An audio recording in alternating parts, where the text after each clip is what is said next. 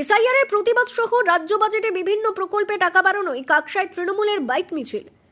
রাজ্য জুড়ে এসআইআর এর নামে চলছে মানুষকে হয়রানি। নির্বাচন কমিশন বিজেপির হয়ে কাজ করছে, এই অভিযোগ তুলে রবিবার কাকসায় কয়েকশো কর্মী সমর্থকদের নিয়ে বাইক মিছিল অনুষ্ঠিত হলো।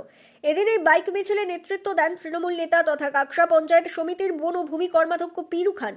পাশাপাশি ছিলেন কাকসা ত্রিলোকচন্দ্রপুর গ্রাম পঞ্চায়েতের প্রধান স্বপ্না বাগদি, উপপ্রধান প্রসেনজিৎ ঘোষ, জেলা পরিষদের সদস্য সমীর বিশ্বাস, কাকসা গ্রাম পঞ্চায়েতের সদস্য গৌতম বাউরি সহ বনকাটি অঞ্চলের তৃণমূল নেতা লালু রায়, কাকসা ও ত্রিলোকচন্দ্রপুর ও বনকাটি পঞ্চায়েতের সদস্যরাও কয়েকশো তৃণমূল কর্মী ও সমর্থক। পিরু খান জানিয়েছেন, এসআইআর এর নামে রাজ্য জুড়ে অযথা সাধারণ মানুষকে হয়রান করা হচ্ছে। প্রথম থেকেই তারা এর বিরোধিতা করে এসেছেন, আজও তারা এর বিরোধিতা করছেন। শুধু একটাই কারণ, রাজ্য জুড়ে এসআইআর এর নামে সাধারণ মানুষকে অযথা হয়রান করা ছাড়া আর কিছুই না। নির্বাচন কমিশন বিজেপির হয়ে কাজ করছে বলে তার দাবি। তারই প্রতিবাদে এদিন কয়েকশো কর্মী সমর্থকদের নিয়ে কাকসার পানাগড় গ্রামে তৃণমূলের দলীয় কার্যালয় থেকে মিছিল শুরু করে কাকসার বিভিন্ন প্রান্তে ঘুরে ফের পানাগড় গ্রামেই বাইক মিছিল শেষ হয়। তিনি জানিয়েছেন, এদিন প্রতিবাদ মিছিলের পাশাপাশি তারা লক্ষ্মীর ভাণ্ডারে অন্যান্য প্রকল্পে টাকা বাড়ানোর জন্য রাজ্যের মুখ্যমন্ত্রীকে ধন্যবাদ জানিয়ে মিছিল থেকে সাধারণ মানুষকে মুখ্যমন্ত্রীর পাশে থাকার আবেদন জানান। নির্বাচন কমিশন নির্বাচন কমিশন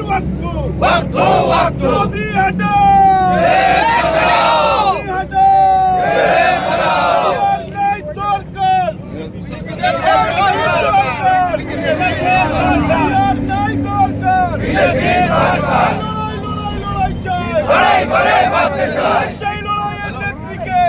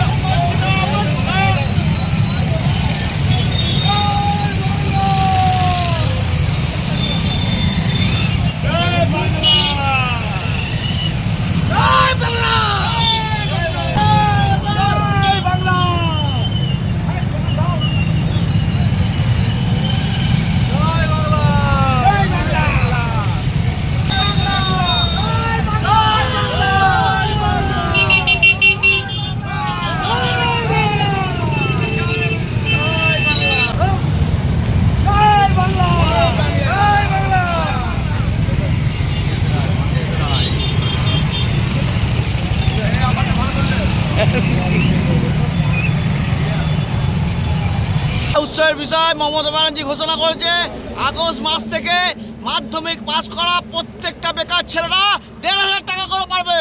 জয় বাংলা, জয় বাংলা।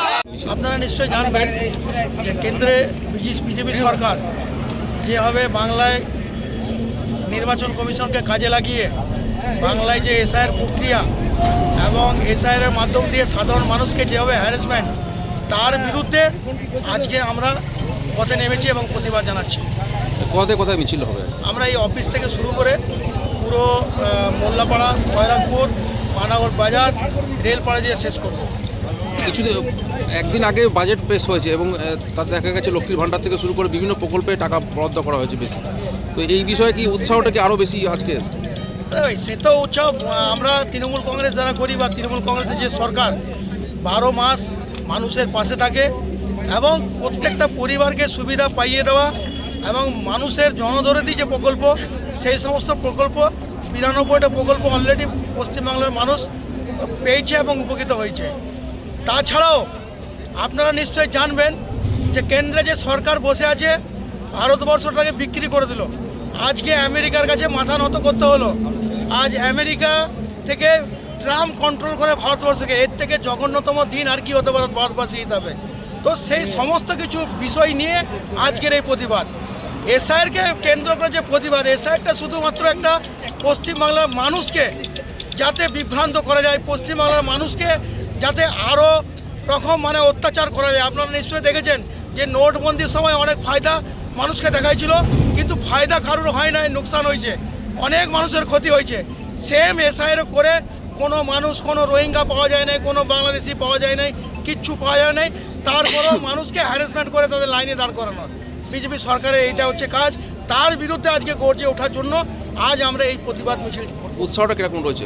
ব্যাপক উৎসাহ হচ্ছে। বাংলা যতই করুক অত্যাচার, বাংলার মেয়েকেই চাইবে। আর আমরা ২১৪ ছিলাম, এরপরে 250 পার করে দেবো। এইটা আমরা পুরোপুরি কনফিডেন্সলি আপনাকে বলতে পারি। আপনার নাম? আর একটা উৎসাহের বিষয়, আপনার নাম? আমি ফিরু খান, কাকসা ব্লকের জেনারেল সেক্রেটারি এবং বন ও ভূমি দপ্তরের কর্মাধ্যক্ষ।